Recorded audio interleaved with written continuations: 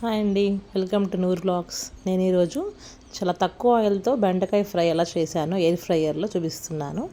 చూడండి, ఇలా ఫస్ట్ మనం బెండకాయలు తీసుకొని ముందు తలతో రెండు కట్ చేసేసి ఇలా నిలువుగా పెట్టుకొని మనం బెండకాయలని కట్ చేసుకోవాలి. సో ఇలా మనకి ఎన్ని బెండకాయలు కావాలంటే అన్ని తీసుకొని ఇలా మనం కట్ చేసి పెట్టుకోవాలండి.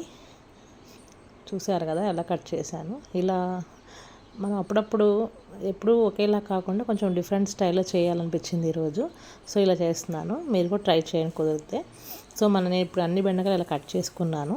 ఆ తర్వాత దీనిలో స్టఫింగ్ కోసం కొంచెం కారపొడి, మనం కాకరకాయ వాటిలో చేసుకుంటాము అలాగే పల్లీలు, పుట్నాలు, ఉప్పు, కారం, తర్వాత మనం కొంచెం జీలకర్ర, వెల్లుల్లిపాయలు ఇవన్నీ వేసేసి మనము మొత్తం కూడా మిక్సీ జార్లో మొత్తం తీసుకొని మనకి ఎంత క్వాంటిటీ కావాలంటే అంత తీసుకోవచ్చు కారం. సో ఇలా పౌడర్ చేసుకొని దాన్ని ఒక బౌల్లో వేసి కొంచెం వాటర్తో ఇలా మిక్స్ చేయాలండి. ఆ పౌడర్ని మిక్స్ చేస్తే కొంచెం మనకి ఆ స్టఫింగ్ అనేది ప్రిపేర్ అవుతుంది.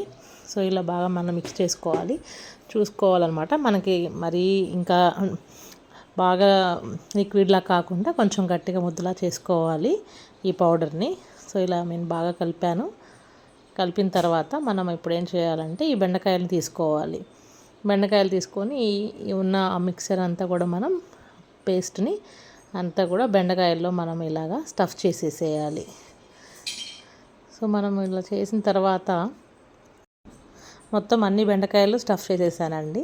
చూడండి ఎంత చేశాను. ఇప్పుడు నేను ఎయిర్ ఫ్రైయర్ తీసుకుని దానిలో బౌల్లో మొత్తం వీటిల్ని పెట్టేశానండి. ఉన్న బెండకాయలన్నీ స్టఫ్ చేసేసాను. చూసారు ఎంత కలర్ఫుల్గా ఉన్నాయో. సో దీనికి మనం కొంచెం ఒక బౌల్లో ఆయిల్ తీసుకొని ఒక 2 టేబుల్ స్పూన్స్ బ్రష్ ఉంటుంది కదండి, మనకు సూపర్ మార్కెట్లో దొరుకుతున్నాయి కదా, ఆ బ్రష్తో మొత్తం దాన్ని అప్లై చేసి ఎయిర్ ఫ్రైయర్లో పెట్టాను.